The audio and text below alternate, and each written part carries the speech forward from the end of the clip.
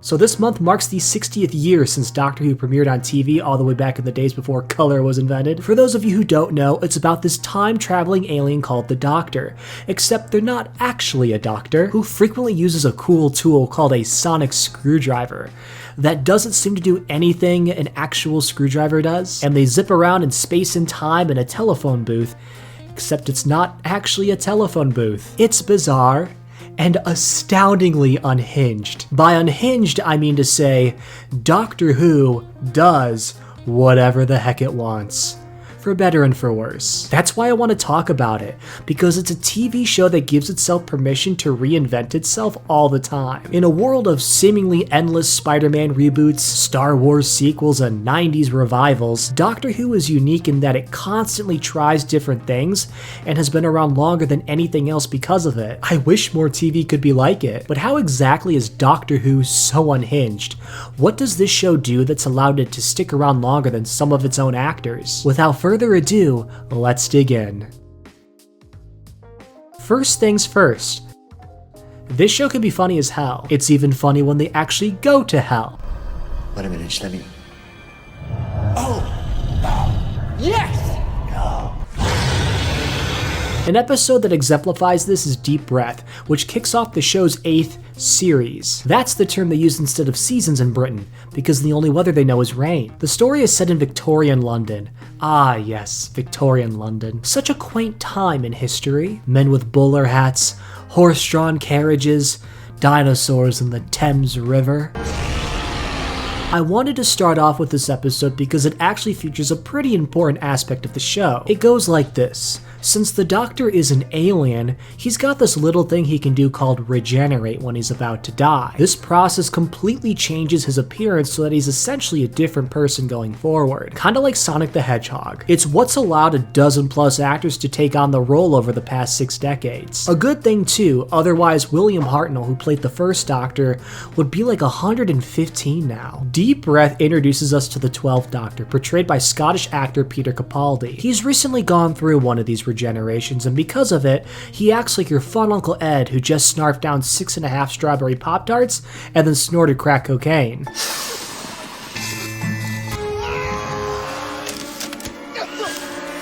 It's great stuff. It's how I hope to be when I too reach the ripe old age of 2,000 years old. So he runs around Victorian London in the middle of the night in his pajamas, trying to figure out who he is now in the shadow of this T-Rex that he accidentally brought with him when he landed, all while bantering with his companion Clara, who just kinda gets dragged along for the ride like this cat stuck on a paraglider. Another episode that's even funnier is when the 10th Doctor, played by David Tennant, and his companion Donald Noble find themselves at a party in the 1920s where they do what any time traveler naturally would, solve a whodunit murder mystery featuring a giant wasp from the far side of the galaxy as it kills people in the same manner as an Agatha Christie novel. With Agatha Christie, it's a really smart story featuring some not so smart characters, which of course makes it all the more hilarious. Staying in the chair was the only way I could be certain of keeping you. Confounded Mrs. Christie. How did you discover the truth? Actually, I had no idea. I was just going to say you're completely innocent. It's smart because it's got scenes like where the Wasp murders someone in the library with a lead pipe, which is a tongue-in-cheek nod to Clue, a family-friendly game partially inspired by Agatha Christie's novels. But mostly murder. The episode itself also centers around a real-life incident where in 1926, the real Agatha Christie went missing for like 11 days. The episode inserts itself into our history by suggesting this whole romp with a pissed-off wasp is more or less why she went missing for those 11 days. As if Doctor Who is something of a documentary, which considering all the alien stuff in the news lately, might actually not be that far off. Another bit that's great about this episode is the banter between the 10th Doctor and his companion. There's this great sequence where the Doctor gets poisoned and he's trying to flush it out of his system. He's freaking out, Donna's freaking out, and he can't speak, so they're playing charades to figure out what type of salt he needs to neutralize the poison. It's great. These two could bicker at a Walmart checkout aisle over an Almond Joy on clearance. and still be entertaining. The funny side of Doctor Who is the one that most resonates with fans, yet this is merely a single dimension of the dimension hopping show. One episode you could be laughing at jokes and gaffes, the next you're behind the couch, begging for your mummy. Mummy, please let me in, Mummy. Please let me in, Mummy. You alright? Please let me in. The Empty Child is cited by many to be the scariest of the Doctor Who episodes, and they're wrong. I'll get to that episode in a second. But The Empty Child is still a genuinely spooky story to watch. Set during the London Blitz of the 1940s, which is when the Nazis ran a bombing campaign against Britain for nearly a year, it starts from the get-go with this atmosphere of extreme tension. Christopher Eccleston shines as the Ninth Doctor with his companion Rose Tyler as they chase a UFO straight into the Blitz, wanting to find out what it is and if it's dangerous. It's not. Captain Jack Harkness, a dashing omnisexual time traveler from the 51st century and a real smooth talker, reveals it was part of this whole con he set up to try and make some money off some unsuspecting time travelers. And watching him flirt with Rose atop a flying time machine with no guardrails and a 300-foot drop to the cobblestone pavement below is fucking horrifying. The dark lighting, the eerie music, and the little kid with a gas mask for a face also contributes to the episode's spooky and unsettling vibes. He's been screwed up by technology from the future, and whoever he touches gets infected, and a gas mask grows out of their face too. That gas mask in particular is what gets most people, and I totally get it. Those gaping, soulless eyes, the stretched face, the way it muffles the voice speaking through it like it's smothering the wearer's ability to breathe, and no one can pull it off. It's ugly, it's clunky, and it doesn't go with anything. It's a horrible fashion statement, and no one can pull it off. It's fused to people's faces. You got an itch on your nose? Good luck! It's also kinda uncanny to have the monster of the story be a kid. It's so contrary to Doctor Who's usual type, and it helps make the Empty Child a memorable villain, because it's such an out-of-the-ordinary one. That's at least my interpretation of it. If you're a parent, maybe having a kid be the monster of the week isn't such a surprise. Another Doctor Who episode that sticks out because of its intriguing villain is Blink. This one isn't just spooky though, it's terrifyingly thrilling. Set during the 10th Doctor's era, Blink follows this girl named Sally Sparrow as she uncovers these pieces of information, revealing the Doctor is stuck in the year 1969 because he got touched by one of these. Weeping angels. Truly horrific creatures that only come alive when people aren't looking at them. When someone is, they freeze and turn to stone. Kinda like me in middle school when the teacher called on me unexpectedly. What happens is when the weeping angels touch you, you get sent back into the past, and the angels feast on the potential energy of all the days you might have lived. Does that logic only kinda sorta make sense to you?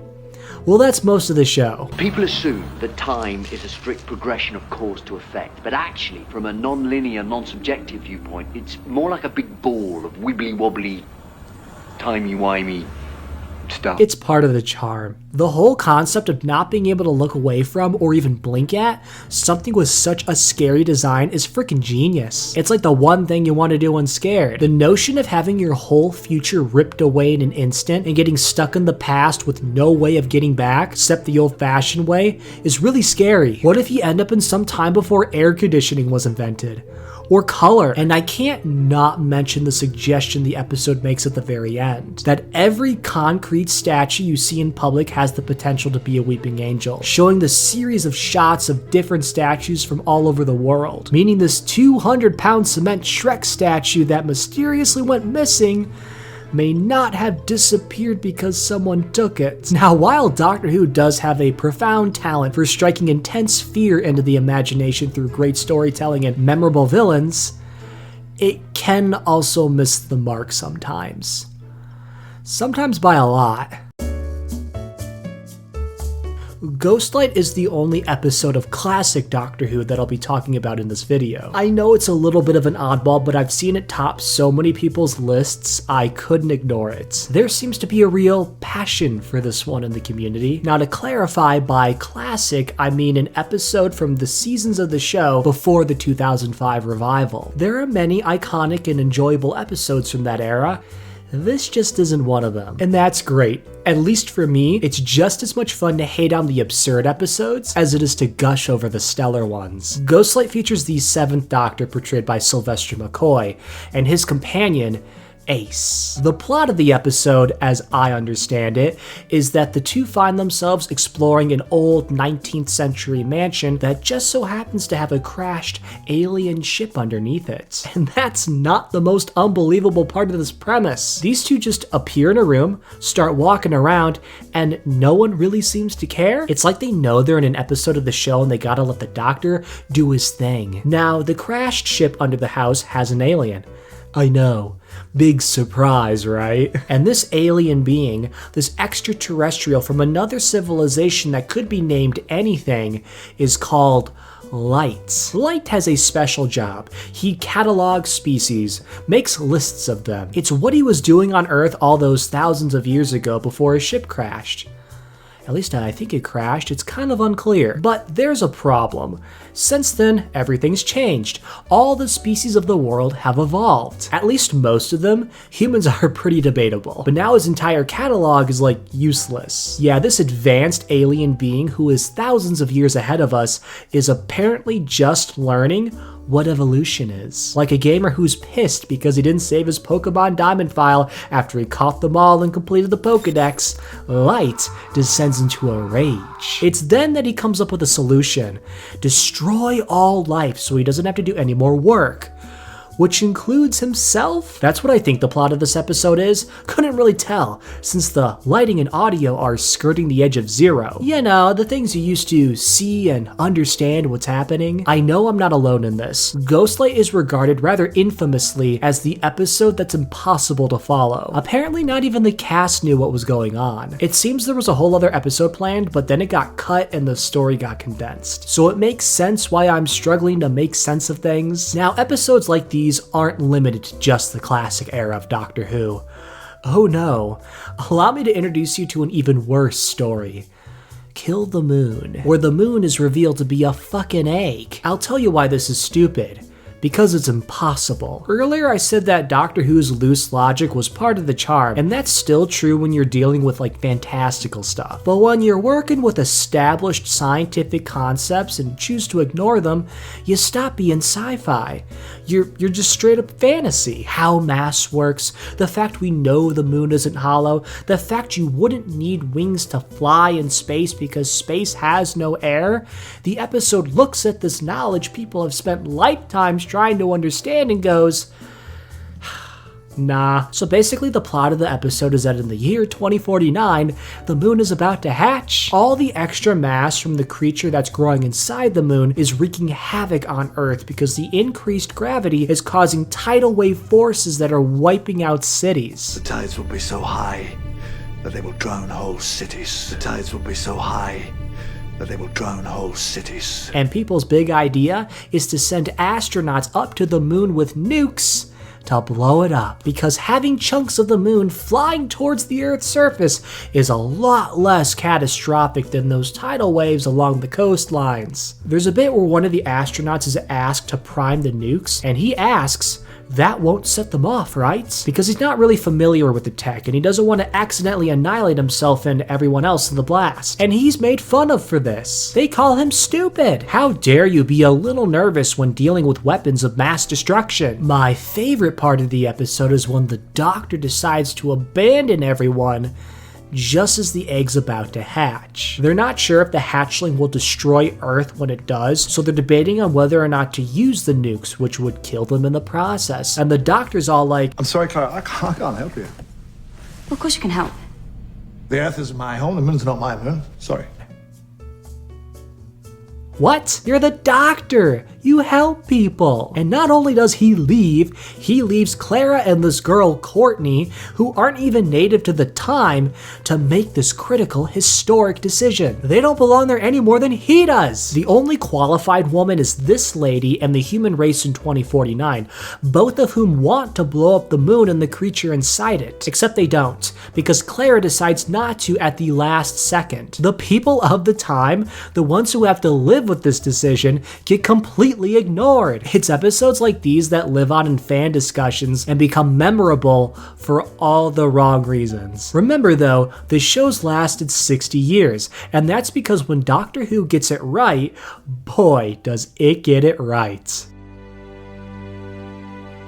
Heaven Sent is one of my all-time favorite episodes of the show. Close to the #1 slot, what I think is perhaps one of the greatest TV episodes in all of sci-fi, but you'll have to wait until the end for that one. Heaven Sent gives us another episode with the 12th Doctor.